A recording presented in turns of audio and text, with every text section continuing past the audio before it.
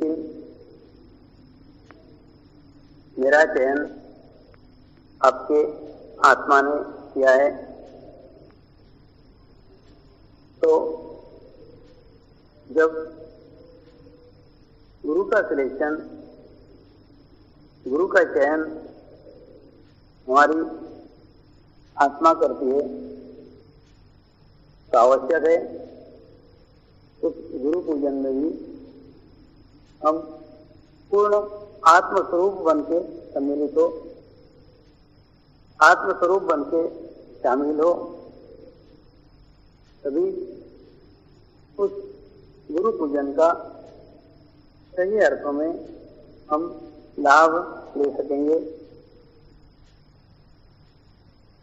सही अर्थों में हम फायदा ले सकेंगे। इसलिए आवश्यक है कि कल सभी आप एक आत्मा बनकर उस पूजन में सम्मिलित हो। आत्मा की कोई जात नहीं होती, आत्मा का कोई धर्म नहीं होता, आत्मा की कोई भाषा नहीं होती। आत्मा परमात्मा का वो स्वरूप है जो इन सबसे परे है। आत्मा की कोई समस्या भी नहीं होती, कोई समस्या लेके आत्मा नहीं आती है। ठीक उसी प्रकार से आप भी कोई समस्या न लेके एक निखालस बन के, एक खाली बन के कल गुरु पूर्णिमा महोत्सव में शामिल हो। तो शामिल होने के बाद में एक आत्मिक भाव से पूर्ण महोत्सव का, चैतन्य का आनंद प्राप्त कीजिए। प्राप्त करने के लिए आपको आत्मा बन के आना होगा। आज जो हम विभिन्न धर्मों की, विभिन्न संप्रदायों की बात करते हैं, तो मानव ने धर्मों को निर्मित किया है, धर्मों ने मानव को नहीं। इसलिए सर्वप्रथम मानव धर्म सर्वश्रेष्ठ धर्म है। सर्वप्रथम आपको मनुष्य बनना पड़ेगा, सर्वप्रथम आपको मानव बनना पड़ेगा। आप किसी भी धर्म के हो, आप किसी भी धर्म को मानने वाले हो, किसी भी संप्रदाय को मानने वाले हो, सर्वप्रथम आवश्यक है कि आप मानव धर्म को माने। आवश्यक है आप मनुष्य धर्म को माने। सर्वप्रथम आप मानव बनिए। मानव बनने के बाद में बाकी सब धर्म के उपचार हो सकते हैं।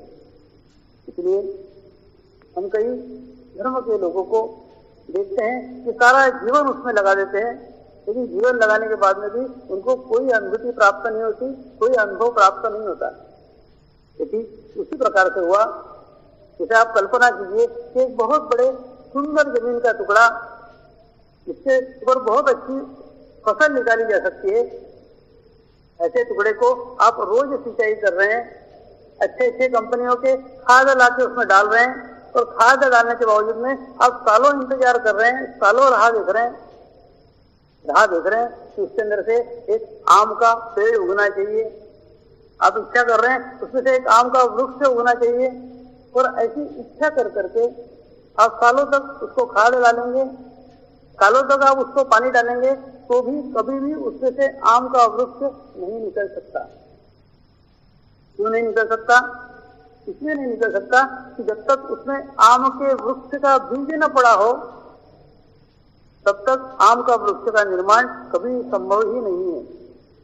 आप कितने भी कर्मकांड कर लीजिए, लेकिन जब तक आपके अंदर बीज नहीं है आध्यात्म का, धर्म का बीज होना आवश्यक है। तीसरा, इस जमीन में पत्ता बोने से आम का वृक्ष निर्माण नहीं होगा। उस जमीन में आम का डंडी बोने से आम का वृक्ष का निर्माण नहीं होगा। उसमें आम का फूल बोने से आम के वृक्ष का निर्माण नहीं होगा। उसमें एक कच्चा आम बोने से भी आम के वृक्ष का निर्माण नहीं होगा। वृक्ष का निर्माण होने के लिए एक परिपक्व आम का बीज आवश्यक है। जब तक एक परिपक्व आम का बीज उस जमीन में आप नहीं बोते हैं, तब तक कभी भी आम के वृक्ष का निर्माण हो ही नहीं सकता। ये आवश्यक है, एक परिपक्व बीज आपके जमीन में बोया जाए, तभी उसमें आम का वृक्ष संभव है। परिपक्व बीज से मेरा अर्थ है उस परिपक्व गुरु की सूक्ष्म शक्ति से है, जो गुरु ने सालों तपस्या करके प्राप्त की है, और वो अपनी कृपा में स्वखुशी में आपके लिए दे रहा है। इसके सबके एक अंशदान से, एक छोटे से बीज से आपके तप की साधना शुरू हो सकती है, और वो साधना शाश्वत होगी, सत्य होगी, क्योंकि वो अनुभूति के ऊपर आधारित है, अनुभव के ऊपर आधारित है। अनुभूति एक महत्वपूर्ण भाग है। आज अनुभूति विहीन धर्म चला जा रहा है। इसे कोई भी अपने स्वार्थ के लिए इस्तेमाल करता है, उपयोग करता है, लेकिन किसी को भी उसकी जानकारी नहीं होती, किसी को भी उसका प्रयास नहीं होता। कोई प्रयत्न करके पहचान नहीं सकता है कि आदमी सही है या गलत है, ये सही मार्ग बता रहा है या गलत मार्ग बता रहा है, सही रास्ता दिखा रहा है कि गलत रास्ता दिखा रहा है। ये पहचानने के लिए, जानने के लिए आवश्यक एक थर्मामीटर होना चाहिए, जो एक मापदंड होना चाहिए, जिस मापदंड से आप बराबर पहचान सकते हैं कि सामने वाला गुरु हमें सही रास्ते पे ले जा रहा है या नहीं, सही मार्ग बता रहा है या नहीं, ये धर्म का जो बता रहा है वो सच है या नहीं। ये मापदंड है अनुभूति, ये मापदंड है चैतन्य। इस चैतन्य की भाषा, ये वाइब्रेशंस की भाषा एक बार आपके समझ में आ जाए, सारी संसार को समझने की शक्ति आपके अंदर निर्माण हो जाएगी। सारे धर्मों का निचोड़ आप समझ जाएंगे, सब कुछ समझ में आ जाएगा। सिर्फ एक परिपक्व आम का बीज आपके जमीन में होना चाहिए। ऐसे परिपक्व आम का बीज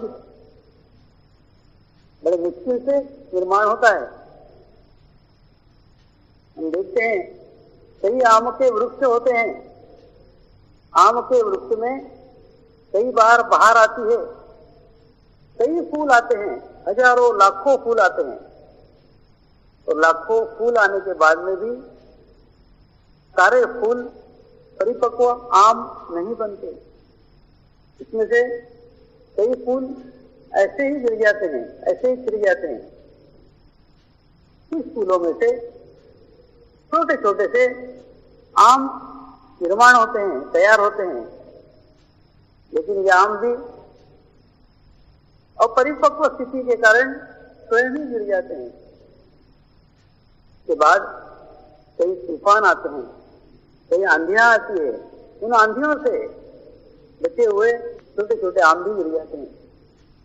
इसके बाद में कुछ लोग कुछ कच्चे केरियों को तोड़ लेते हैं, तो झाड़ पे बहुत कम आम बच जाते हैं, और अंततः बहुत ही कम आम, संख्या में नगण्य परिपक्व आम बन पाते हैं। ऐसे परिपक्व आम बनने के लिए एक लंबी समय अवधि चाहिए। एक बड़ी अवधि के बाद ऐसे आम का निर्माण हो सकता है। वृक्ष चाहे तो भी नहीं हो सकता, वृक्ष के चाहने से कुछ नहीं होगा। परिपक्व आम कितना बनना है वो ऊपर वाला ही निश्चित करता है। इसी प्रकार से परिपक्व गुरु का निर्माण एक जन्म में हो ही नहीं सकता। कोई एक गुरु एक जन्म में एक परिपक्व आम नहीं बन सकता, परिपक्व गुरु नहीं बन सकता, परिपक्व बीज नहीं बन सकता। इसके लिए जन्म जन्मांतर की साधना आवश्यक है। जब तक इतनी बड़ी साधना न हो, साधना की शक्ति न हो, इस शक्ति के बिना एक जन्म में ये कार्य संभव ही नहीं है, असंभव है, हो ही नहीं सकता। एक बार एक डॉक्टर भांडारकर ये दिल्ली में मिला था, उसने पूछा, स्वामी जी आप वाइब्रेशंस को ऐसे इजी वे में कैसे प्राप्त कर लेते हो और इजी वे में कैसे दे सकते हो? ये प्राप्त करने के लिए सालों की तपस्या चाहिए और ये देने के लिए तो हजारों सालों की तपस्या चाहिए। एक जन्म में ये संभव ही नहीं है। बिल्कुल सत्य है, बिल्कुल सत्य है। एक जन्म में कोई भी व्यक्ति, कोई शरीर ऐसा निर्माण नहीं हो सकता जो शरीर चैतन्य को प्रवाहित कर दे, चैतन्य को बांट दे, कभी भी नहीं हो सकता। एक जन्म में यह संभव ही नहीं है, असंभव है। बांटना तो बहुत दूर की बात है, जागृति करना तो बहुत दूर की बात है। जागृति पाना भी संभव नहीं है एक जन्म में। जब अनेकों जन्मों में आप उस जागृति की इच्छा करते हैं, तब कभी एक जन्म में आपको एक ऐसा परिपक्व गुरु मिलता है, एक समग्र गुरु मिलता है, एक संपूर्ण गुरु मिलता है, जो अपने शक्ति का दान अपनी इच्छा से आपके लिए करता है, सिर्फ इसलिए क्योंकि आपने उसके लिए इच्छा मात्र की हुई है। सिर्फ आपकी इच्छा के कारण तो आपको प्राप्त होता है। ऐसा समग्र गुरु एक जन्म में संभव ही नहीं है। इसके पीछे अनेकों सालों की तपस्या है, अनेकों जन्मों की तपस्या है।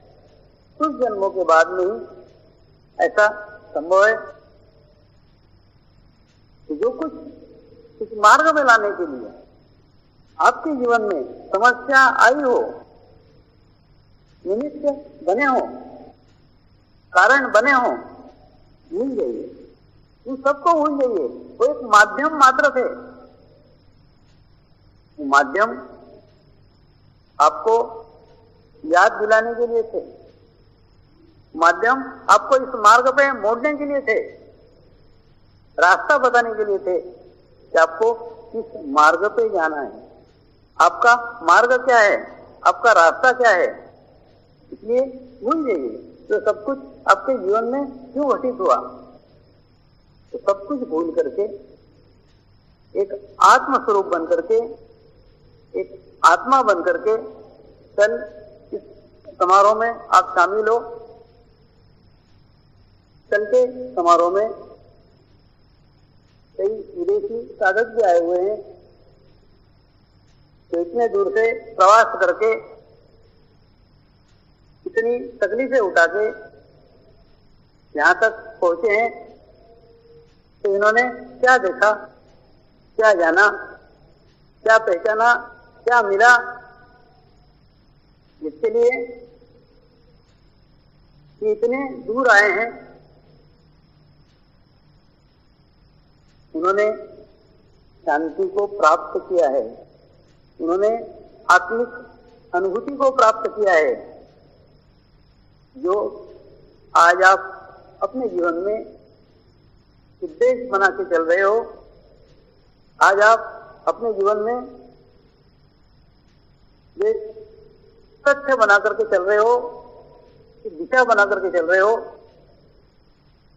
तो सारे भौतिक सुख ये प्राप्त कर चुके हैं। इन्हें भौतिक सुखों की कोई कामना नहीं है। इन भौतिक सुखों को प्रयास करने के लिए, प्राप्त करने के लिए आप दिन रात विचार करते रहते हो, दिन रात सोचते रहते हो।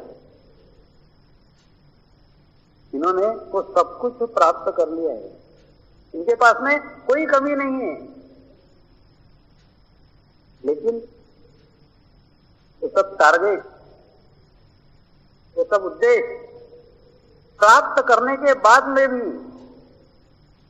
उन्होंने जाना यह अंतिम नहीं है, यह लास्ट नहीं है, यह आखिरी नहीं है, इसके और भी कोई दुनिया है, इसके आगे भी कुछ और है,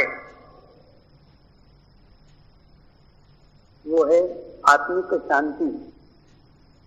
तो आत्मिक शांति पाने के लिए इन्होंने प्रयास किया है, प्रयत्न किया है, लेकिन जहां भौतिक सुखों को सारा भोग लेने के बाद एक संतुष्टि आ जाती है, एक तृप्ति आ जाती है, और तृप्ति के बाद में ये जानते हैं या अनुभव करते हैं, इससे भी संतोष प्राप्त नहीं हुआ है। और आज आप उसी पहाड़ पे चढ़ना चाहते हो, उसी सिरे पे चढ़ना चाहते हो जहां पे ये लोग पहुंचे हैं, और वहां से वो फिर ध्यान की तरफ मुड़े हैं, फिर मेडिटेशन की तरफ मुड़े हैं, फिर परमात्मा की तरफ मुड़े हैं। तो अगर आप जाना चाहते हो, आप भी जाइए, उस छोर तक जाइए, उस किनारे तक जाइए, जिस किनारे पे जाके आप समझते हैं कि भौतिक सुखों की समाप्ति हो जाएगी। कभी नहीं होगी, कभी संभव ही नहीं है। देखिए, आप एक कल्पना कीजिए, आप कल्पना कीजिए कि आपको एक स्कूटर खरीदने की है, फिर साल भर तक आप वो स्कूटर खरीदने के लिए पैसे जुटाते रहे, साल भर तक आप वो स्कूटर खरीदने के लिए कल्पना करते रहे, प्रयत्न करते रहे, प्रयास करते रहे। आप दिन रात 24 घंटे सिर्फ स्कूटर के बारे में सोच रहे हैं, कैसे भी करके मुझे स्कूटर मिल जानी चाहिए, मुझे स्कूटर मिल जानी चाहिए। साल भर के बाद में आप आपके उद्देश्य को प्राप्त भी कर लेते हैं, स्कूटर मिल भी जाती है, स्कूटर प्राप्त भी हो जाती है, लेकिन प्राप्त होते होते वो आपके बहुत बड़ी कीमत लेती है। वो कीमत ये लेती है कि आपके अंदर अशांति जागृत कर देती है, असंतोष जागृत कर देती है, अतृप्त भाव जागृत कर देती है। और वो अतृप्त भाव जागृत होने के बाद, स्कूटर मिलने के बाद में आप इच्छा करने लग जाते हैं कि अगले साल कार मिलनी चाहिए। कहने का मतलब आपके अंदर का जो संतोष है, आपके अंदर का जो सेटिस्फेक्शन है, वो समाप्त हो जाता है। फिर आपको एक असंतोष की भावना जागृत होती है, आपका स्वभाव असंतोष का हो जाता है। और मिलना चाहिए, और मिलना चाहिए, और मिलना चाहिए। इस वासना का, इस इच्छा का कोई अंत नहीं है। आपके जीवन का अंत हो जाएगा, लेकिन ये इच्छा कभी पूर्ण होगी नहीं। इसलिए ये नहीं कहता पाने के लिए प्रयास मत करो, प्रयत्न मत करो, सिर्फ इच्छा मत करो। अनायास हो जाता है, ठीक है, नहीं होता है तो भी ठीक है।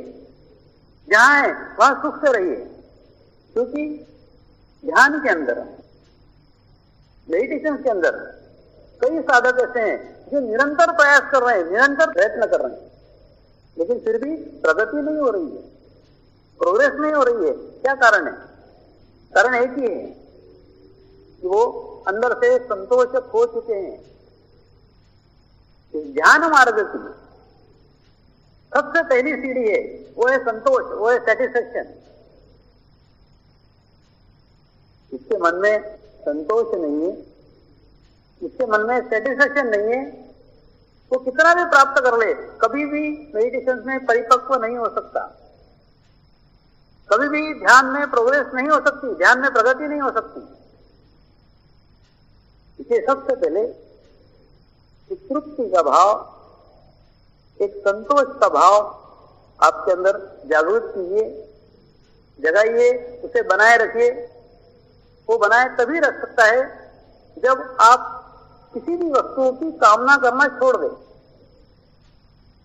कामना करने से वो चीज मिलती थोड़ी है, उल्टा आपका चित्त खराब हो जाता है। इसलिए उन वस्तुओं की कामना करना छोड़ दिए। मिलती है ठीक है, नहीं मिलती है तो ठीक है, क्योंकि इन्होंने वो सारे सुख प्राप्त करने के बाद में भी वो शांति प्राप्त नहीं किए। इसलिए अगर आपको इनके मार्ग पे चलना है, ये जितना लंबे चले उतना लंबे आपको भी चलना है, मुझे कुछ ऐतराज नहीं है। समय आपका व्यतीत होगा, जीवन आपका बर्बाद होगा, अगर आप उससे पहले ही समझ जाए, वो सब सुख भोगने के पहले ही समझ जाए, ये सारे सुख शाश्वत नहीं है, ये सारे सुख सत्य नहीं है, तो आपका भी समय बच जाएगा, आपकी प्रगति भी जल्दी से होगी, प्रोग्रेस भी जल्दी से होगी। इसलिए आवश्यक है कि वो सेटिस्फेक्शन का भाव, वो संतोष का भाव अब आपके मन में जागरूक कीजिए। एक मनुष्य जिसे जागृति के बारे में, परमात्मा के बारे में, परमात्मा के अनुभूति के बारे में कोई जानकारी नहीं है, कुछ पता ही नहीं है, वो एक जन्म से दूसरे जन्म में बड़े आसानी से चले जाता है। एक शरीर छोड़ देता है, दूसरे शरीर में चले जाता है, क्योंकि उसे पता ही नहीं कि ऐसा कुछ मोक्ष होता है, उसे पता ही नहीं कि ऐसी परमात्मा की शक्ति होती है, ऐसे परमात्मा की अनुभूति होती है, ये भी होता है, कुछ पता नहीं, कुछ मालूम नहीं है। वो अपनी एक ही इच्छा को लेके एक शरीर छोड़ करके दूसरे शरीर में आसानी से प्रवेश कर जाता है। लेकिन जिन लोगों ने परमात्मा की अनुभूति प्राप्त की है, जिन लोगों ने परमात्मा के अनुभव को महसूस किया है, ये मोक्ष का मार्ग है, ये जिन्हें पता है, वो एक शरीर से दूसरे शरीर में आसानी से नहीं जाते हैं। मृत्यु के पश्चात सारी आकांक्षाएं, सारी इच्छाएं इस शरीर के साथ ही समाप्त हो जाती है, और समाप्त होने के बाद फिर एक ही इच्छा बाकी रह जाती है, वो है मोक्ष की प्राप्ति, वो है परमात्मा की प्राप्ति। फिर उसी इच्छा को पूर्ण करने के लिए वो दूसरे के शरीर में प्रवेश करते हैं।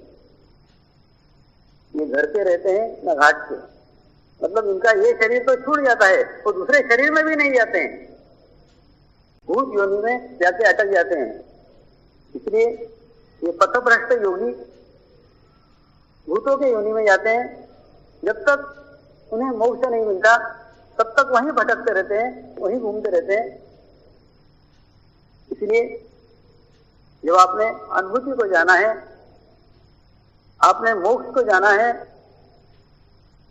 तो इसी जन्म में उस अनुभूति को परिपक्व प्राप्त कीजिए, इस मार्ग की समग्रता को ग्रहण कीजिए, इसमें पूर्ण बनिए, संपूर्ण बनिए, और संपूर्ण बनने के बाद में फिर आपकी कोई इच्छा ही नहीं रह जाएगी। लेकिन आवश्यक है कि इसके लिए आपको प्रयत्न करना होंगे। देखिए, अनजाने में जो गलतियां हुई,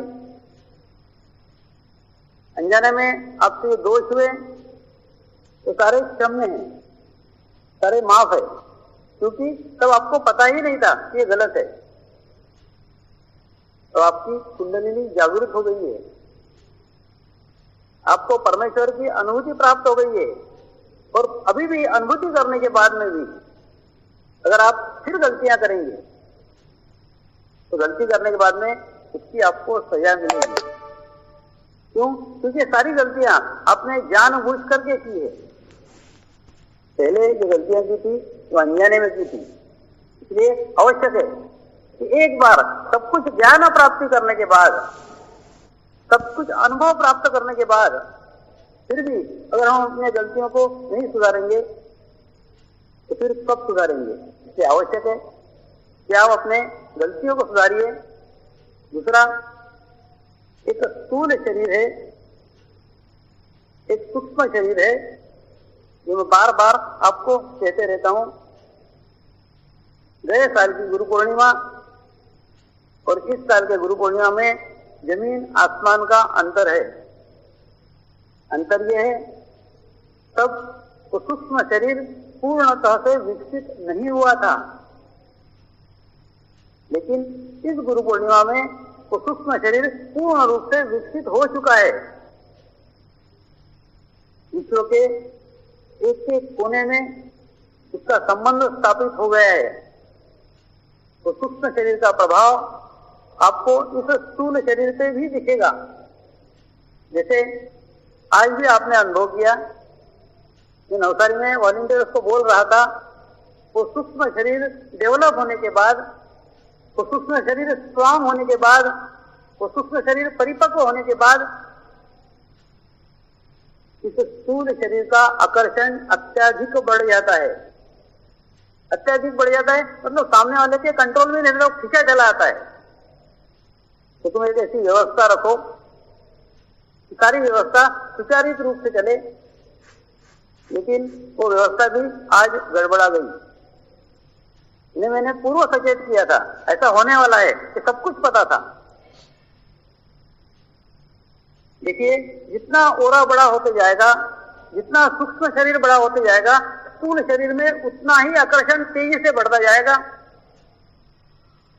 और विशेषता देखिए कि इस पिछले साल भर में मैंने एक भी लाइव शिविर किया हुआ नहीं। सारे वीडियो कैसेट से शिविर प्राप्त करके साधक आए हुए हैं। नए जो साधक आए हैं उनके लिए तो क्षम्य है, उन्होंने कभी दर्शन ही नहीं किए थे। पहली बार दर्शन करने की आकांक्षा, पहली बार दर्शन करने की इच्छा उनके अंदर थी, क्षम्य है, स्वाभाविक है। लेकिन जब 2-2 साल पुराने साधक भी अपने आप पर नियंत्रण नहीं कर सकते हैं तो फिर कैसे होगा। अभी हजारों आए हैं, लाखों आने वाले हैं, तो कल कैसे संभालोगे, कैसी व्यवस्था करोगे।